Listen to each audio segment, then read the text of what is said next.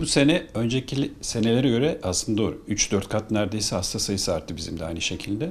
Özellikle yeni doğan döneminden itibaren başlıyor böyle hastalık. Hatta bizim yeni doğan yoğun bakımda ayda ortalama bir 20-25 tane yeni doğan bebeğimiz bronşitten dolayı yatmıştır yani. O şekilde ağırlıklı çocuk yaşlarında görülüyor. Bunun nedeni de önceki senelerde maskeye ağırlık verildiği için bu sene biraz daha maske mesafeye çok önem verilmediği için rahatsızlıkta biraz artış var. Önceki senelerde bağışıklık bundan dolayı biraz daha geriledi. Bu sene biraz daha maruziyet arttığı için hastalık boyutunda biraz artış var gerçekten.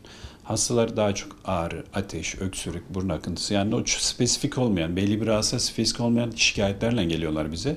Zaten grip olsun, nezle olsun, covid olsun bu tarz rahatsızlıklar hemen hemen aynı şikayetlerle geliyor hastalar. Yaş olarak dediğim gibi bebeklikten yaşlık dönemine kadar her dönemde görüyoruz biz bunu.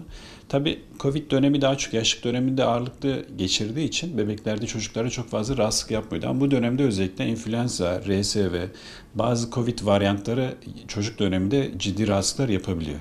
Ağır bronşitler yapabiliyor. Hastane yatışları uzayabiliyor.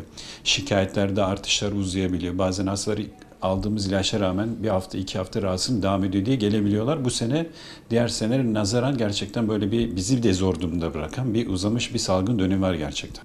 Geçen seneki dönemlerde çocuklar mesela okul döneminde sürekli maske takarlardı. Bu sene maske takılmıyor mesela.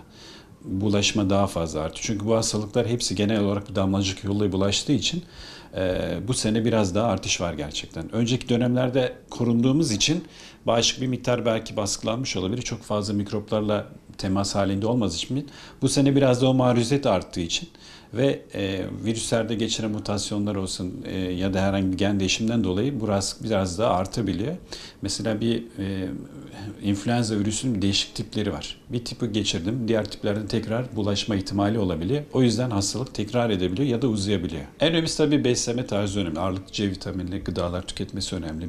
Bu şekilde bağışıklık güçlendirme. Yok öbür türlü vitaminler olsun, diğer bitkisel ilaçlar var. Onlar çok ciddi böyle beklentiyle girmemek lazım. Tabii tıbbi olarak destek gerekebilir. Alternatif tıp anlamında bu bahsettiğimiz şeyler kullanılabilir.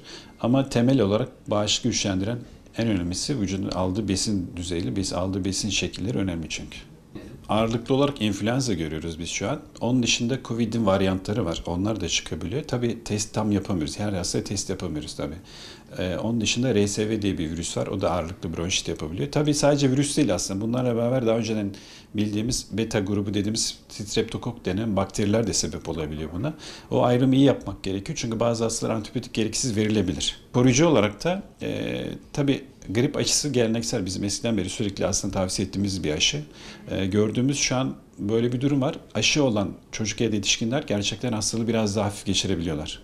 Ya da hiç geçirmeyenler de olabiliyor mesela. O yüzden 6 aylıktan itibaren her yaş grubunda biz grip aşısını öneriyoruz.